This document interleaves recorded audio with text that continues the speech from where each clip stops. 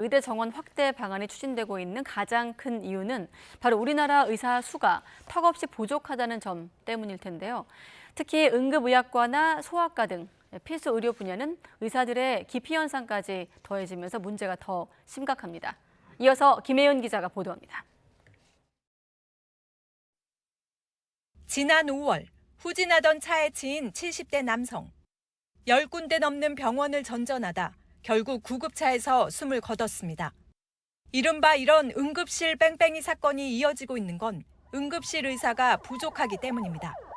실제로 2018년부터 5년 동안 119 구급대가 환자를 다른 병원으로 이송한 가장 큰 이유는 전문의가 없어서였습니다.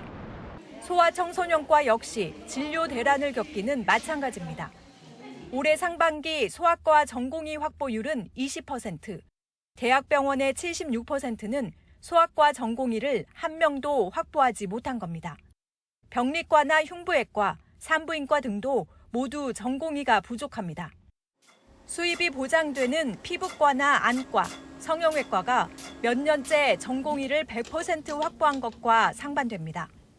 하지만 의대 정원을 늘린다고 해서 이 같은 쏠림 현상이 해소되지 않을 거라는 게 의사협회 지적이고 정부도 공감하고 있습니다.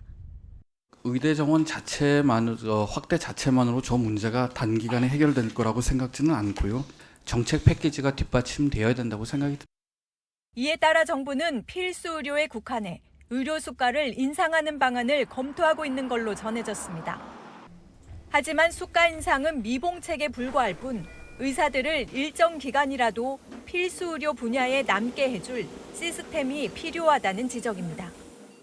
추가 배출되는 의사들이 시장에서 경쟁을 해서 서로 이렇게 피부 미용으로 더 빠지게 되거나 아니면 영리적이고 과잉 진료에 더 매몰하지 않게 되는 여러 가지 시스템들을 가지고 할 거라는 어떤 여러 가지 메시지와 계획을 가지고 설득을 해야지.